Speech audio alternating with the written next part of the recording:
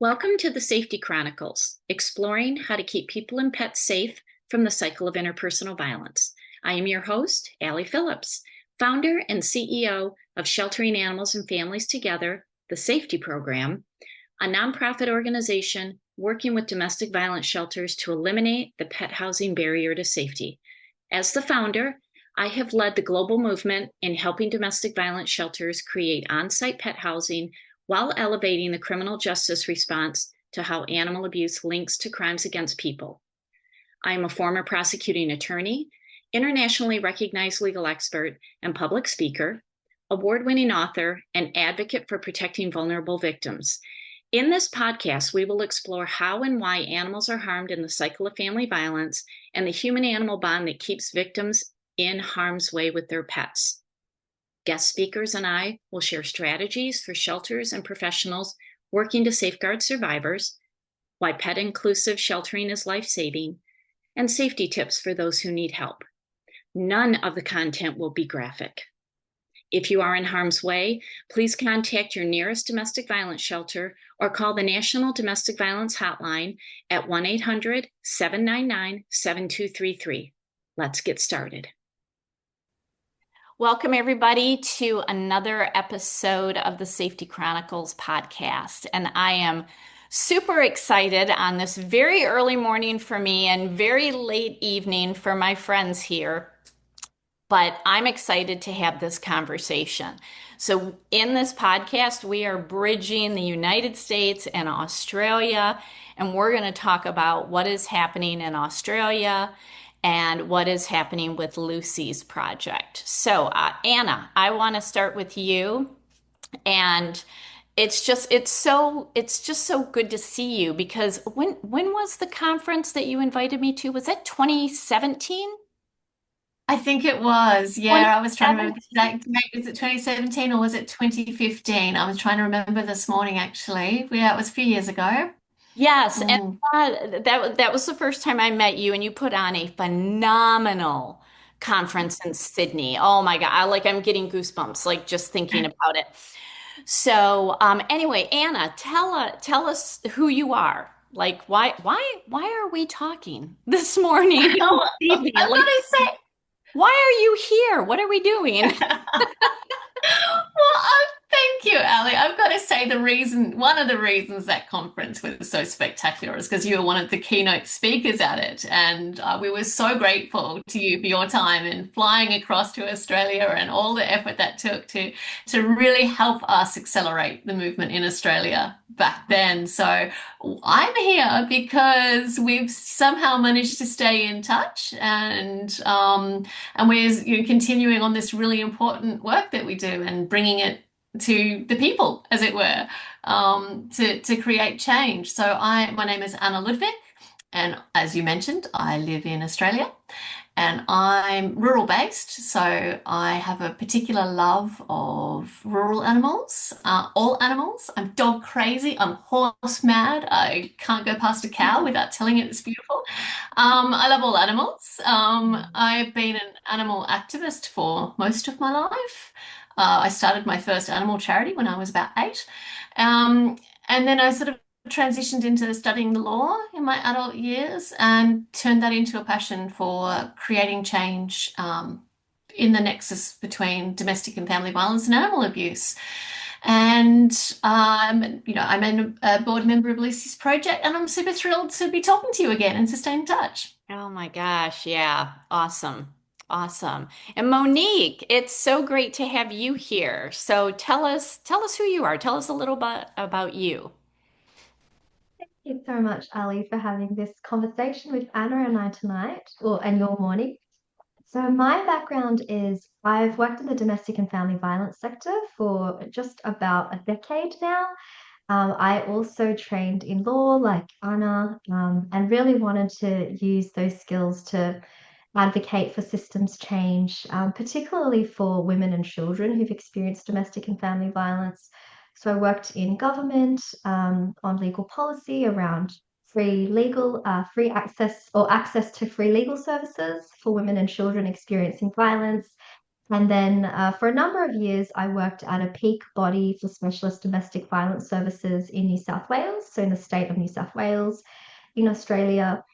And it was while I was working there that I started to learn about this issue of domestic and family violence perpetrated against animals, or animal abuse in the context of domestic and family violence. And when I first learned about it, I was so surprised that I hadn't come across that issue earlier, because by that time I'd already worked in the sector for a number of years, and no one had really been talking about it with me, that that I had been communicating with. And then once I started to learn a little bit about it, I was like, oh, we really need to find out more. And it was during that process that I first connected in with Anna, which was wonderful, learning about all the work that she does at she's been doing for so many years at Lucy's Project. And that's when I led a research project where we surveyed over 100 domestic and family violence practitioners to learn from their insights on working with people with animals and how violence was used against them and their animals, and how their love for their animals was used as another way to exert power and control over them.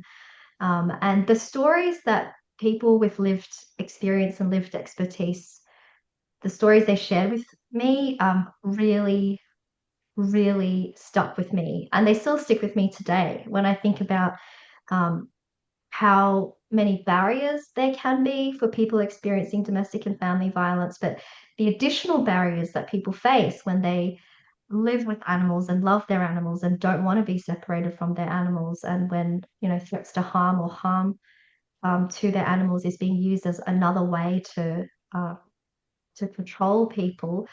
That really stuck with me. And so after I worked at that organization for a number of years, and after we published that report and did advocacy to government around that issue, Anna and I stayed in touch, and I tried to remember what happened first. I worked for a year at Lucy's Project on a sector capacity building project, and then moved into government for 2 years, and then was volunteering on the board of Lucy's Project for some time. And then now I've been working Lucy's Project again for just over a year and a half.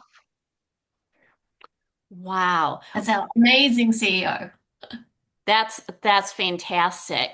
So the report that you wrote, is that the Pets as Pawns report, or is this a different one?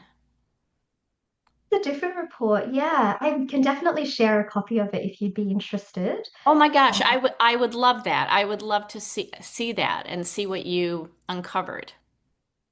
yeah, When, and one of the, oh, you so go go, ahead. go, Monique. Oh, I was just going to share that, yeah, through that report, I think was just so generous of practitioners to share their experiences with us. And it was, you could really tell that they wanted people to know that this is impacting on so many women and children and animals, and that not enough had been done to support them to be able to live a life free from violence. And what was really wonderful was that at the time when we were working on the research, we had already started to engage with government. And the Attorney General at the time was genuinely very interested in listening and understanding what the issues were. And some real changes happened following that report. So we saw the New South Wales government introduce a grants program to support services to better support people and animals experiencing domestic and family violence. We saw legislative change where apprehended violence orders would make it a standard condition that people cannot harm animals, just to make it more explicit. And we also saw, maybe a year or two after that, the coercive control offence was introduced in New South Wales, and it explicitly recognises that animal abuse can form part of coercive control, which we all know very well. So yeah, it was really wonderful to see how the research and the advocacy and the input of people with really valuable expertise like Anna, like all the other stakeholders we reached out to, and particularly the stories of, so two victim survivors shared their stories in the report. And I think that made it even more powerful because, you know, they were able to speak to how the systems failed them and failed their animals, and how they've had to live for so many years with so much grief and trauma, because the systems weren't working the way that they should. Oh my gosh, yes. And and I think this is hard for any of us to say, but the system fails far too often, Mhm. especially for survivors with pets. And I mean, that's why I created the SAFeTy program, came up with the concept almost, oh my gosh, this was in like mid 1990s. So I mean, it's been a while since I came up with the concept, but it like it doesn't need to happen. We do not need to Mhm. have this barrier to safety. There are the SAFeTy program, we have the safety manual to guide the shelters exactly how to welcome family pets on site. So, it's I think it's just so important to do this analysis, to do the surveys, to find out what's really happening in the field. And while there's been Mhm. progress, not only here in the United States and in Australia, we're seeing some progress worldwide. It's not fast enough. It's not Mhm. fast enough, and it needs to move faster. So that's one reason why I have this podcast is to raise awareness and to get the ball rolling faster. So Mhm. Anna, before we dive into the topic that I'm really excited to talk about, can you just briefly introduce Lucy's project and what is Lucy's project and how, where did the name come from and how did you get this desire to launch Lucy's project? Yeah. Oh, thanks for asking that, Ali. I always love talking about Lucy's project. Thanks for the invitation. So Lucy was my daughter, and she was stillborn after a very uncomplicated, very straightforward pregnancy. There was no warning. It was just out of the blue. And I think the shock of it was something that changed me fundamentally. And I wasn't going to let her die in vain. I wasn't going to have let her life be for nothing, and the beauty of her birth and bringing her into the world be for nothing. And at the time, just before she was born, I'd been working on an animal law and education project with the Northern Rivers Community Legal Service in rural New South Wales. And we'd been talking about this project we wanted to get off the ground where we recognised domestic violence and animal abuse. And it was just these two incredible concepts because I was like, this is, because one of the things that's really hard in animal protection movement is people say, why should we care about animals when people are dying and people are starving? And, this is for this cause where people understand that actually there is no them and us. Actually, there's only us. And these days in Australia, we have the One Health movement and we understand the One Welfare concept. This is sort of a new idea, but in those days we didn't have that kind of language. It was a them or us kind of thing. But this is where we can start to understand that the well-being of animals actually really impacts on the well-being of people. And I thought it was just such an important thing for people to understand of how important animals are to the fabric of society and to the social and psychological well-being of society, as well as recognizing them as victims in their own rights, as well as recognizing the sentience of animals, which is really important.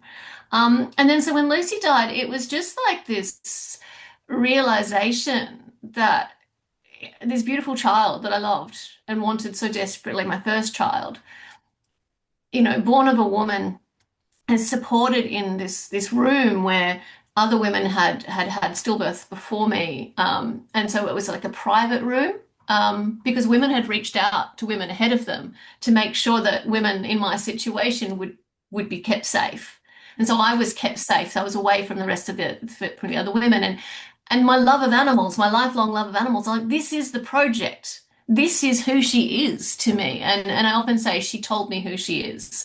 She told me who she was to me, and who she was Lucy's project.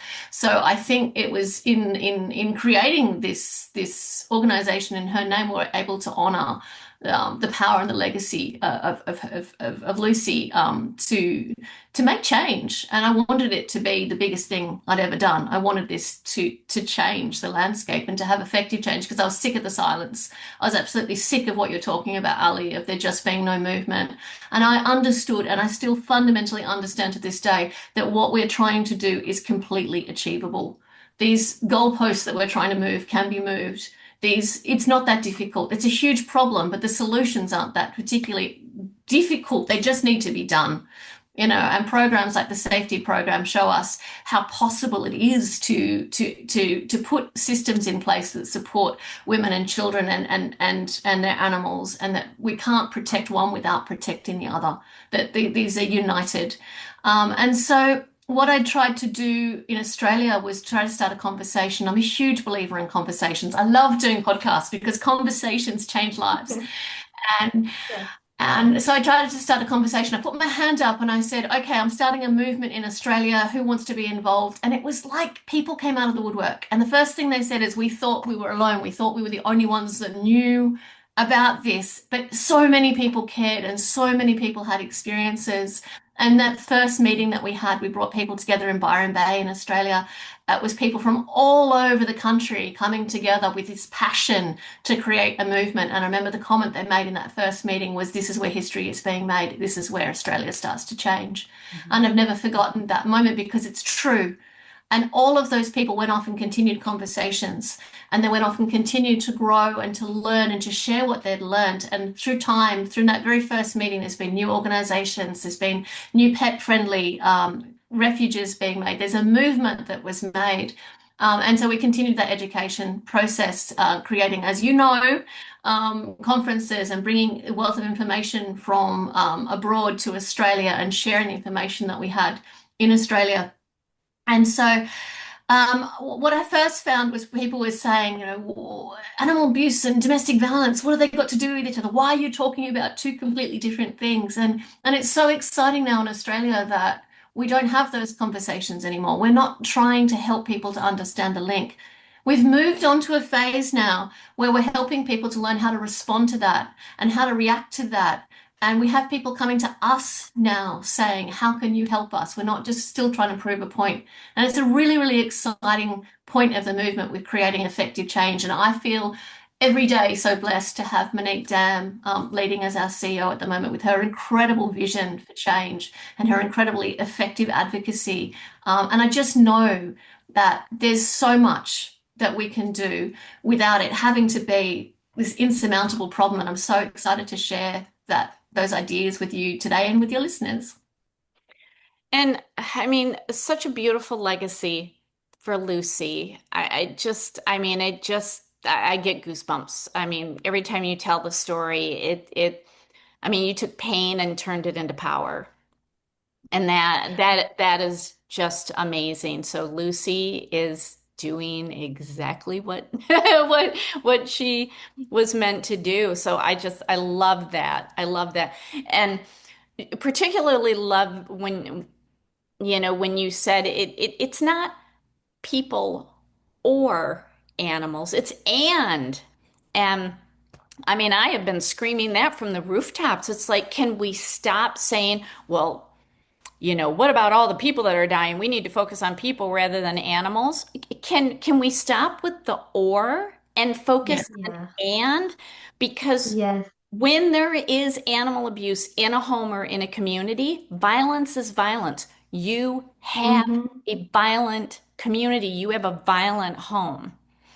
And we gotta get away from the or and look at the and. And that, for me, has been 25 years of preaching on top of my soapbox of people need to get out of that mindset. They need to open their minds to this because, like you said, this is not particularly difficult. Frankly, it's easy. This is easy to do. For me, setting up a pet-friendly domestic violence refuge, super easy. Super easy. And so when the shelters come to me with a million and one excuses, I have an answer for every reason. And some of them get mad at me because it's like, I'm not gonna tolerate your excuses. We're gonna make this happen because this is the wave of the future, and the future is happening now. So I'm so thankful that you have this movement in Australia. And getting to the topic of why I reached out to the both of you, you as a country just amended your Family Law Act.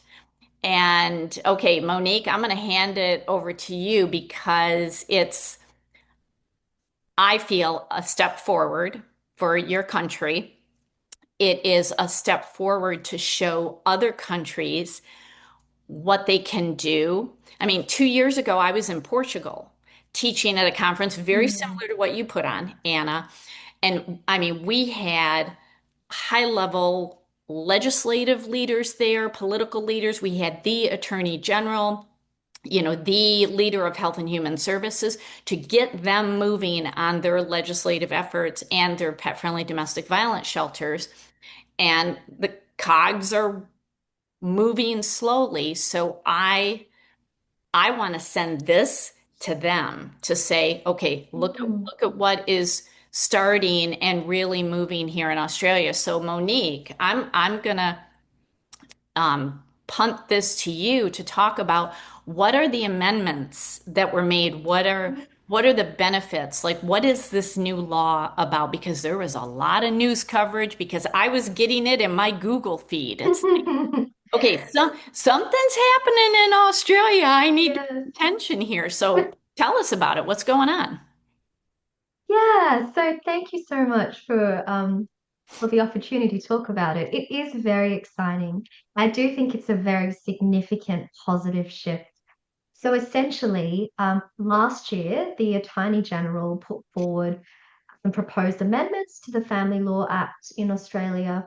There were a number of different amendments, but one in particular was to establish a framework for family law courts to make decisions around the ownership of companion animals. So under the Act, under the amendments, animals are still considered property, and it is made quite explicit actually in the amendments. However, we still see it as a positive change because family law courts will now have to take into account a number of different factors and considerations when they're making decisions about the ownership of a companion animal. And that includes whether there has been a history of domestic and family violence, and if there has been any history of cruelty or abuse towards the companion animal. It doesn't go as far. Oh, yeah. Question before you keep going. Family law. Is this like divorce and child custody cases that they oversee? Are these criminal cases where there's allegations of animal abuse, domestic violence, child abuse? Like because I know what our family court covers. What are these judges overseeing? And is it mandatory that they have to make this assessment, or is it still left to their discretion? So, such great questions. So, essentially, people can go to the family law court if they are separating and they're not able to reach an agreement on certain things, including the division of property. And in Australia, because animals are still considered property, there can be instances where the ownership of an animal is used as another way for a person who uses violence to exert power and control to maintain control over a person by threatening to harm the animal or seeking to have full ownership of the animal. So we definitely see it as a very positive shift. It is limited in the sense that it's not the court that will make decisions around apprehended violence orders. And so there was a separate inquiry in Australia that we made a submission into, that Lucy's project made a submission into earlier last year about family violence orders. As part of that, we did make recommendations, and we know other organizations like the Women's Legal Services in Australia also made recommendations that local courts, when they're making decisions around apprehended violence orders, should also be able to make decisions around ownership of animals, but that hasn't happened to date.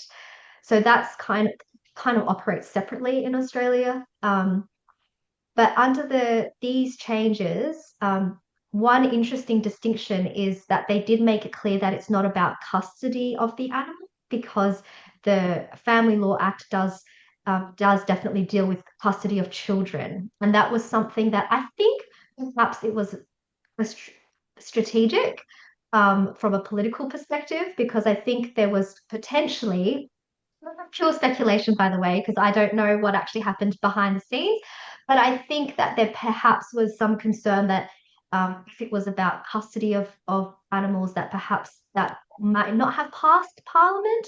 And so it was made very clear that this was really about determining ownership of companion animals, that it wouldn't affect other, I guess, it wouldn't change necessarily the legal status of animals, but it still has some benefits in terms of, considerations around the safety. We made some recommendations when that bill was put forward to Parliament. There was an inquiry because it was quite a significant bill.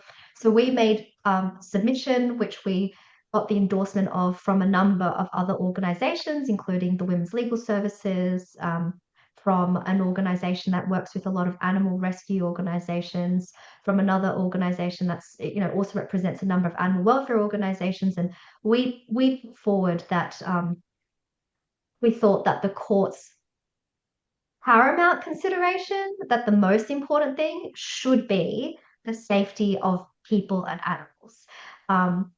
That ultimately didn't go the way we'd hoped. It still is just one of the considerations. So history of family violence and animal cruelty are just two of the considerations out of a number of them that the family law courts have to take into account. But we still feel it's a really positive change. What was there any official discussion or legislative testimony about this legal status of animals and that they are sentient beings? Because I know here in the United States, sometimes they don't even want the discussion on the record. They're like, we're not there yet. We're not going down that road. Were you allowed to even have that like official discussion with the legislators about the legal status of animals? Yeah, it's a great question. So there was a parliamentary hearing that Lucy's project was invited to participate in. So I did give evidence to the parliamentary committee who were looking into the proposed amendments, and they then prepared a report. What I was so pleased about was there was so much interest. So a number of different parliamentarians, asked quite a few questions about animals and how domestic and family violence impacts on people and animals, and they related it to their own experiences of, how much they loved their animals. And they said, of course it would be so difficult to be forced to feel like you need to separate or from your animals or surrender your animals. Like, these parliamentarians really loved it, and that was so wonderful. It wasn't that the way that the discussion worked was, I guess I was asked a number of questions, and none of the questions related to the sentience of animals. So I guess in that way there wasn't that space for that conversation. And in Australia, I think it's only what the Australian Capital Territory that has legislation that recognises or that acknowledges sentience of animals. So far, no other state or territory yet recognises that, but hopefully, maybe that will change. Yeah, and I think uh, we just need to continue to have these discussions, because sometimes, the legislators, they're not thinking about something until we put it in front of them. And Mm-hmm. just knowing how many people have a companion animal at home, if we can have those discussions, like the one thing that I like to do, even like when I'm providing legislative testimony, even if they don't want me to talk about something, I'm talking about it. I'm bringing it up, Mm. and I simply will pose the question, to the legislative committee of, how many of you have a companion animal at home? Has your companion animal ever shown joy or jealousy? And they all start laughing, and it's like, oh yeah, you bring home a new pet, you have a new baby come into the home, and all of a sudden the jealousy comes out, or the joy, the comfort, and you start making that connection, and Yes. and then talking about pain. I mean, animals feel the same Hmm. physical pain and the emotions that we do. And Yes. once it's introduced, you can't close the door to the mind. Like Hmm. it's already there. So yeah, so I think for anybody listening who does any sort of legislator work, you just have to drop the idea or just drop the question and let it Mm. simmer. And this is how we're going to make change. So what are in the Family Law Act that was amended, what are the parts of the law that you're like super excited about? Like, wow, I can't believe this happened. Like, yay, we have these changes. What are you really excited about? Well, I guess the main thing that's exciting is family law courts having to consider any history of family violence, because it kind of puts it on the record in the legislation that, yes, animals are impacted by domestic and family violence Yeah. and experience domestic and family violence. Also, the fact that courts have to consider any history of animal cruelty or abuse against that particular companion animal. One thing we were disappointed in was that in our submission, we highlighted that if a person has used violence against any animal, um, that should be considered, that should be taken into account. But what was legislated is more narrow than that. So it's specific to the specific animal Mhm. who is being considered. And of course, we know that people may have used violence against other animals in the past. And so, yeah, we're still, so we think it's a positive change, but still hopeful that there will be more progress into the future. But this is a really good place to start. And I think what's been really wonderful is that this has generated a lot of conversation. And like we touched on a little bit earlier in our conversation, it really, I think it really created space for people in Australia to talk about the role of animals in their lives and how much they love their animals. So there was a lot of media reporting when these changes were announced, and a lot of the media kept reporting, oh, animals and pets are no longer considered property. And now, we know that they're a big part of our family. And it was so interesting to see, because then there had to be lots of corrections, like the government trying to explain they're still considered property. But it was the I think it was the fact that people so readily accepted that. They're like, oh yay, this is the change. Um and maybe that's a positive indication to government that there may be more appetite for that to move Yeah. in that direction. And I'm always a big believer that the law doesn't change society, society changes the law. And that every time law tries to Mm. change culture, it fails. So it's a very blunt hammer. So Mm. what we need is that kind of reaction that Monique pointed out of people going, oh yeah, awesome, because we know that. Like we know that they're sentient now, you recognize it. And it gives the government legitimacy to turn around and go, yeah, they are, right? Yeah, I knew that. I knew that. That kind of dorky way that we change laws in that cute way. But I think that this law is really important because it does legitimize the human-animal bond, and that's a really important starting point. And it also legitimizes the work of family lawyers to consider the animals in their conversations. One of the problems that we had in the early days of Lucy's project is family lawyers saying to us, "Yeah, we know about the problem, we know about the issue, but we don't. It's not in our KPIs. It's not in the law. We're not actually allowed." to interact with that aspect. If we do that in our own time, in our own way. And this actually gives it a voice and it gives it volume. And if we can start with the human-animal bond, and we can start with people sort of like, just ignore, we know they're sentient, it doesn't say it in the law, but we know that, and that's what we're going to talk about in the courts. And we're going to talk about our bond, and we're going to talk about why I'm the one that's rendered the care for the animal, and therefore why I have the greater bond and so I should have the ownership of this animal. We're going to start having those conversations. It just really helps pave the way toward the big goal that we want, which is recognizing animal sentience. But I think sometimes it's easy to feel demoralized if you haven't achieved everything that you've tried to achieve with legislative reform. It's easy to sort of say, well, we didn't get all the way. But if you look at incremental change and how important that is for changing culture, which does change slowly, and societal attitudes would do change slowly. It is so important that we just, as you say, Allie, just keep that pressure up and keep those conversations going toward that goal and recognize our goals and our achievements when we make them.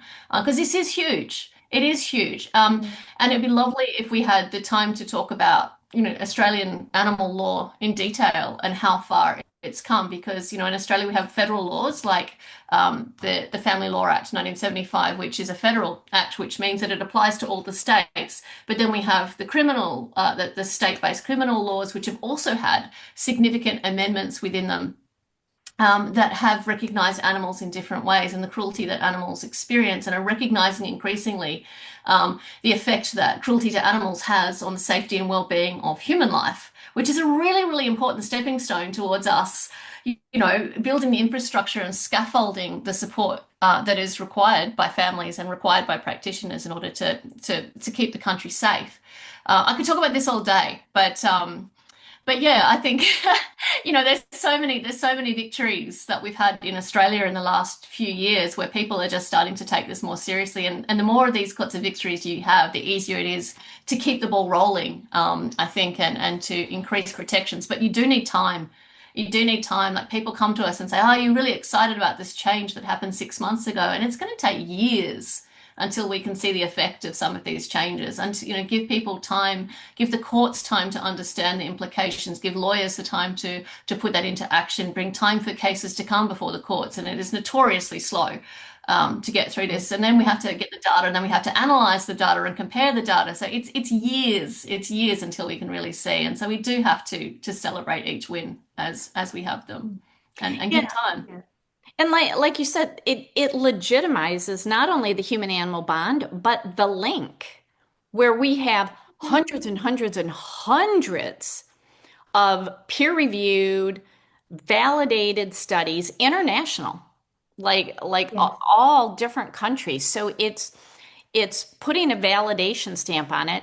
I mean, you and I know it doesn't need a validation stamp, but for the It does in practice. It Yeah. does in practice. Yeah, because I mean, as an attorney, I know other attorneys that I'm not doing anything unless the law tells me I can. And I'm like, well, I'm the opposite. I do whatever I want unless the law tells me I can't. Like, I'm different in that regard.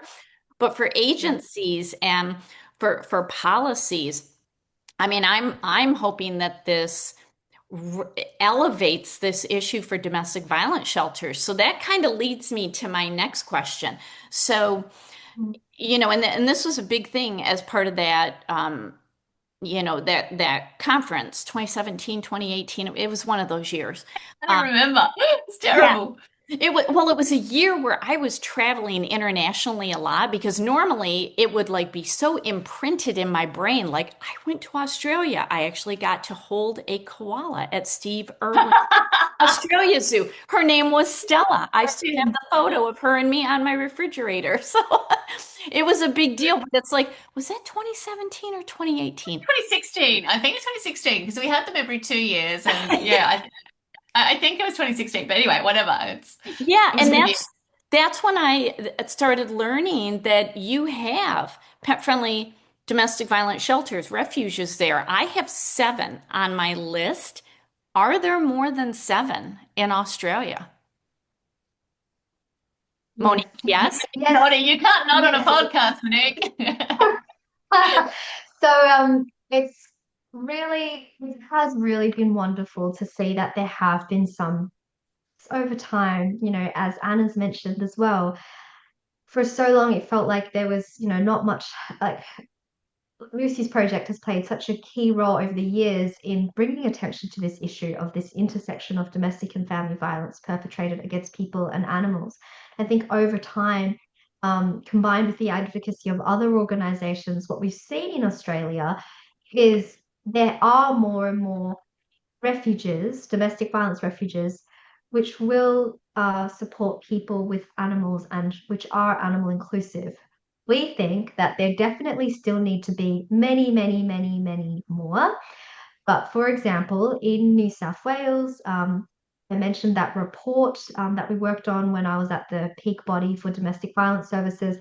One of the other significant policy shifts was that the government, following that report and following the advocacy of, our organization, other organizations like Lucy's Project, the government committed to making sure that all 75 new refuges that they had committed to build in the state would be animal inclusive, every single one.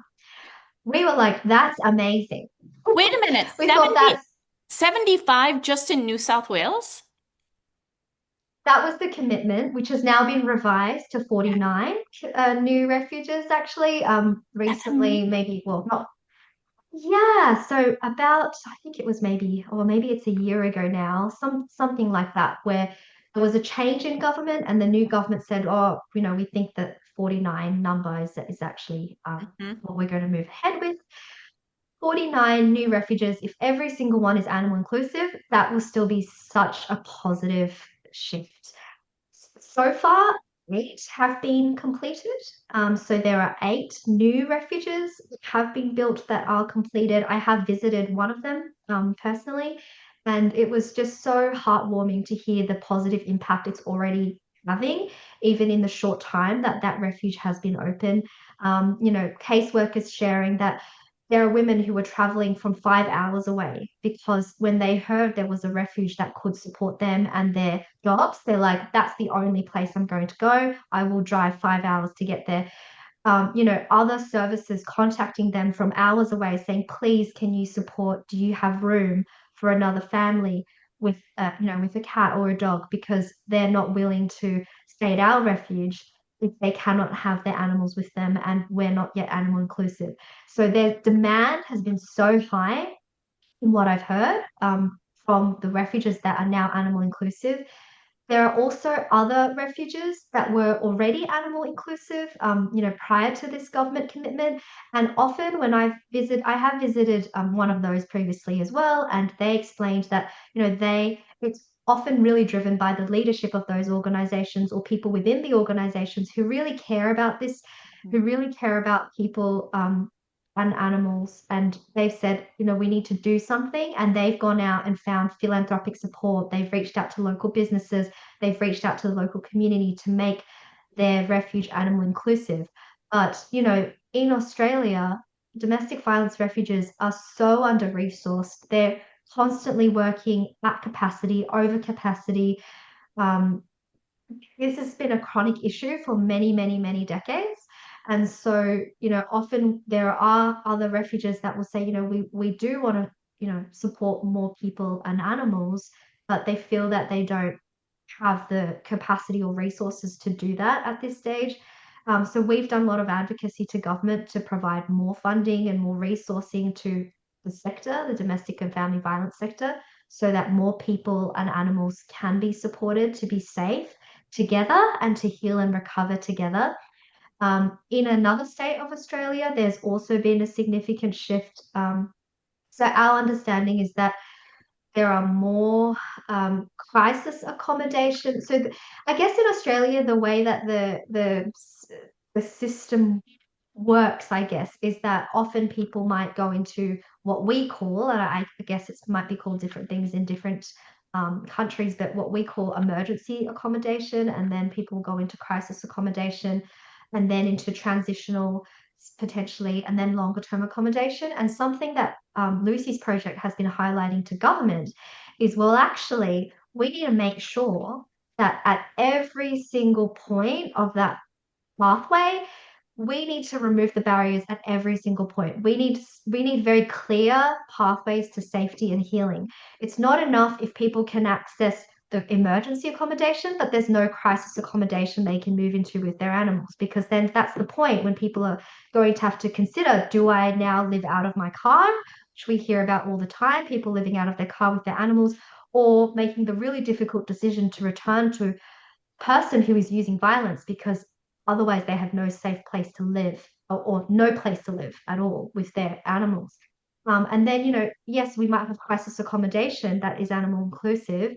We still need a lot more of it at all of those points along the pathway. But we then need to have long-term accommodation. We need affordable housing. We need safe housing, community housing where people can live with their animals. So another thing we've been advocating for is for rental housing to be more animal inclusive. Yay! Can talk about that. Yeah, we've seen some wins around that as well. But yes, there's definitely been more refuges that have opened, Allie, which is, hopefully really good news for you to hear that there are more refuges in Australia that are animal inclusive now, but definitely many more would be animal inclusive. It's still such a small percentage of the refuges across the country. And Australia is such a, people can live so far from their nearest service. If that service isn't animal inclusive, it might mean there's no option available to them. So I will email you because I will need an updated list because I only have 7 on my list right now and I want to make sure I have an accurate list. So this is awesome news. I'm super excited about this. And it's just like you said, every phase of the process when a survivor is leaving an abusive environment to when that survivor is fully independent, safe, with children, with pets, whatever they have, there has to be, the allowance every step in the way. And here's the example I gave recently. Let's say you went in for hip replacement surgery, which is major surgery. You go in for hip replacement surgery. You have all the pre-surgery medical work done. Then you have the hip replacement. You recuperate in the hospital for a couple of days. They send you home. Imagine they send you home and there's nothing else. There's no rehabilitation. There's nothing that's getting you up and walking and doing all the rehabilitation. That's the equivalent of the domestic violence world not allowing pets every step of the way. You are a hip replacement patient with no rehab. And as soon as I said that to a shelter, I thought the Zoom screen froze. I'm like, are you still there? And they're like, we never thought about it like that. I said, you are the equivalent of not allowing rehabilitation for that person to walk. What's the point of having hip replacement if you don't help them get up and walk? I said, that's what you're doing. They're like, oh. And it changed. It changed what they are doing because of that example. So feel free to use that when you're talking to people. Thanks, Great analogy. It's like there's so many examples in society where you go from beginning to end. Why aren't we doing that in the domestic violence world? Like and they're not thinking of it like that. On the same thought there, Allie, something that I really want people to consider, which is like mind-boggling to me, is how frequently children are forgotten and the emotional well-being of a child is forgotten in this crisis. And it's something that I've been on my soapbox about for years, is when a child is born, we give them a teddy bear because a child is going to relate to an animal before they ever learn to relate to a human. And for a child to experience animal abuse is a very particular type of distress for them. But the other thing they're going to do is they're going to bond to an animal. And in a domestic and family violence crisis, when a parent who's responsible for children and animals is trying to sort out safe accommodation, is trying to sort out paperwork, is trying to sort out all of the things that they need to do through these complicated legal instruments to keep themselves safe and to find new schools and to find clothing and to find finances, they are so busy and so stressed. And who is bringing joy? Who is bringing joy into the life of the child there who is just so stressed? And that's going to be their animal that jumps up and licks them on the face. Who's going to give that Yes. child comfort when the parent is so busy? And it's going to be the animal. Who's going to comfort the mother when the child's gone to bed? It's going to be the animal. It's that rehabilitative process. It's the ability of the animal to be the reason that the single person will get up in the morning because they need to feed their animals. It gives them a sense of being. It gives a child a comfort. It's the continuity with the child. And as Monique made, like, the absolutely critical point we need to understand about that chain is if we go to these, co-housing crisis facilities and then move them on to the next stage, and that's not also pet friendly, then we've gone back to zero. And we're going to remove that child from the animal again. We're going to re-traumatize children. You get one shot at childhood. We're going to constantly re-traumatize that child by, you got the animal, no, you don't. You're keeping your animal, no, you don't. He's going back to dad, who's going to hurt it. No, it's not. Like, the fear is constant for that child. The fear is constant for that adult, for that family, for that animal, you know?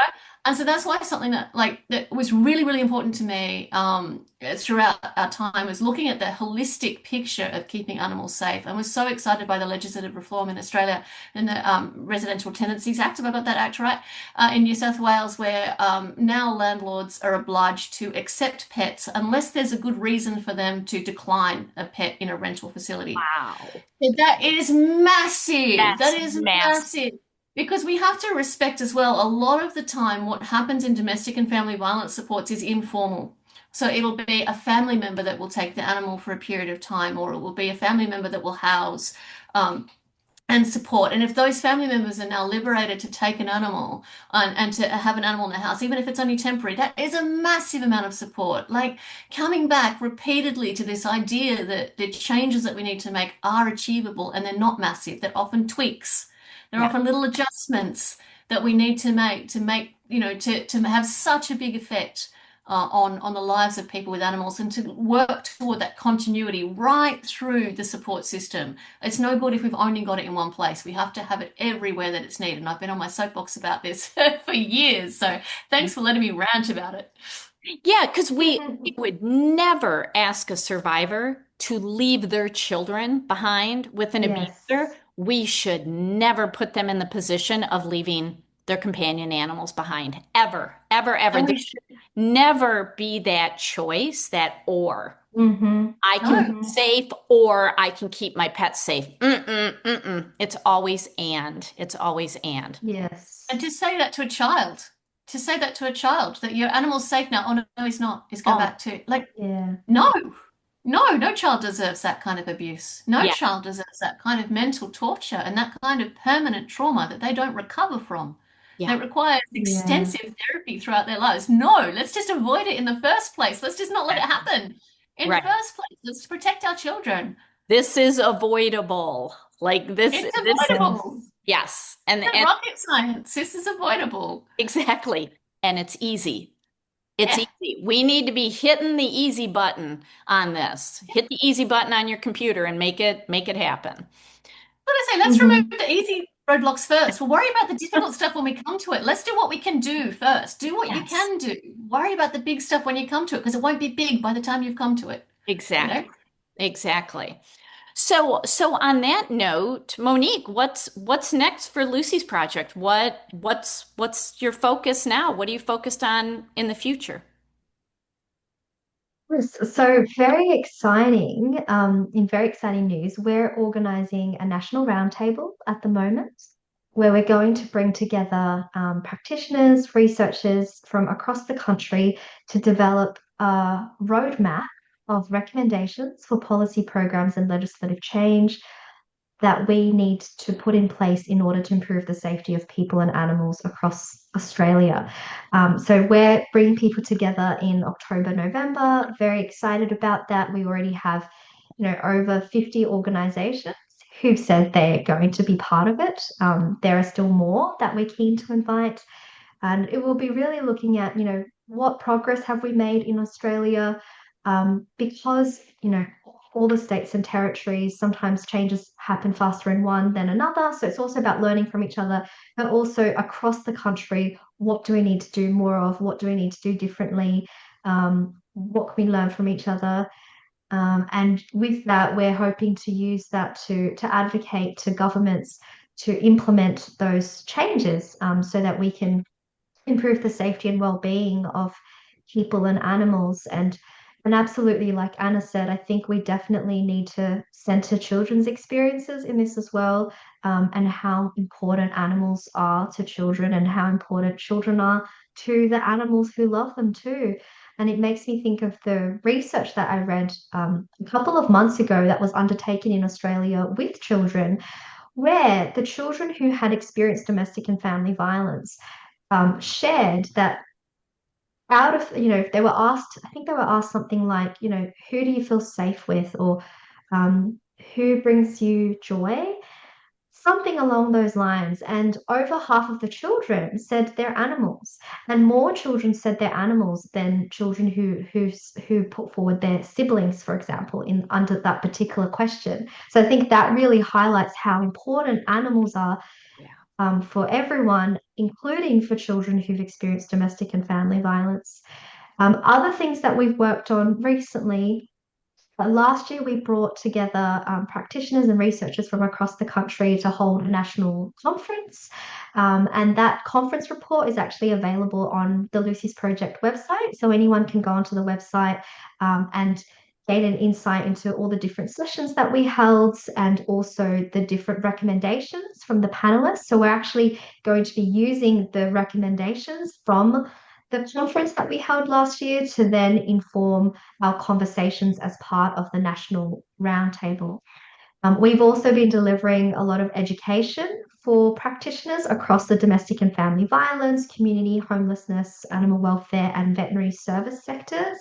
And we've now made those education sessions available on our website as well. So people can go to our website and watch those recordings. And we're continuing to do a lot of advocacy. So lots of advocacy to make sure that we're considering the intersection of domestic and family violence perpetrated against people and animals.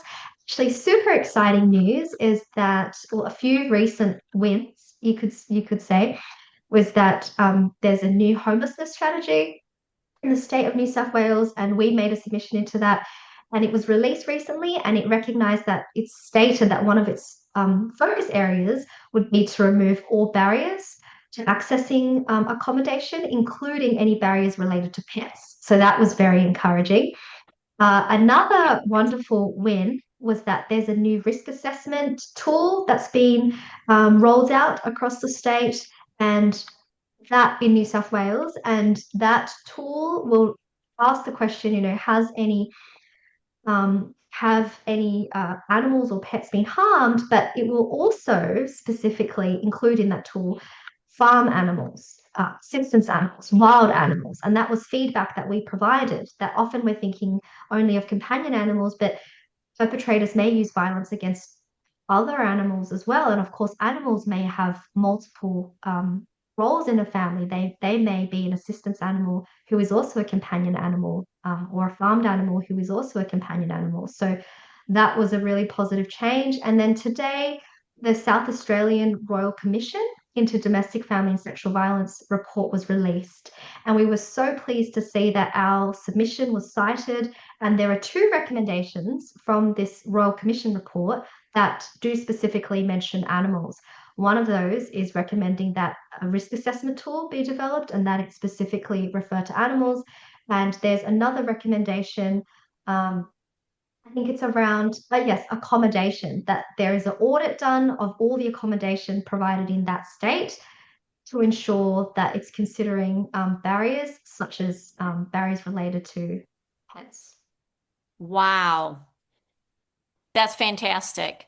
So if there is anything that the SAFeTy program can do to support you, contribute to your work, especially with this upcoming national roundtable, if there is anything that can be contributed, you know where to find me. Just reach out. The SAFeTy manual is the manual worldwide that domestic violence shelters are using as their roadmap to get them started. Mm-hmm. So if you need information like that, whatever you need, I'm here to support you all, because I just think it is groundbreaking what Lucy's project is doing in Australia. And my gosh, you have made such advancements. So I love it. I love it so much. So Amazing. anyway, all right, we are at the end of our podcast. So I want to thank you both for staying up late and being here and sharing such amazing work. Like I'm in awe. I'm going to go have another cup of coffee and just sit and think about everything that you just said. I think it is phenomenal. And I am going to be sharing this podcast with the other countries that I'm working with. I do a lot of work with Scotland, with Portugal, with Canada. And I'm going to be sharing this, and I'm going to be sharing this with legislators because you dropped a lot of ideas of things that they need to be thinking about, that sometimes we get so busy that we just don't think of the obvious things that can be done. So I'm going to be sharing this podcast because I think we can learn a lot from what you all are doing in Australia. So thank you so Thanks. much for being here. I really appreciate it. Have we got time for one cheeky comment from the founder? Yes, go for it. We really want to continue doing our work until our work doesn't need to be done anymore, because there is an end point. It will be integrated, but we really need some funds. So if anyone can spare any donation, you can donate through our website, and I can't even tell you how grateful we would be, because core funding for the kind of work that we do is really hard to come by, and without it we can't continue to operate, and we'll face closure. So if you appreciate the work we do, we really appreciate some support. Yes, and I will put a link to your website in the comments and the show notes here so that people know how to go to your website, look at what you're doing, look at your resources, help you. Because one thing that I say is if people who care, which is not everybody, but if people who care just donate $5 or even $1 to all their favorite organizations, oh my gosh, I know the power of funded. that. Yeah, The power of that is amazing. A cup of coffee can change the world, you know?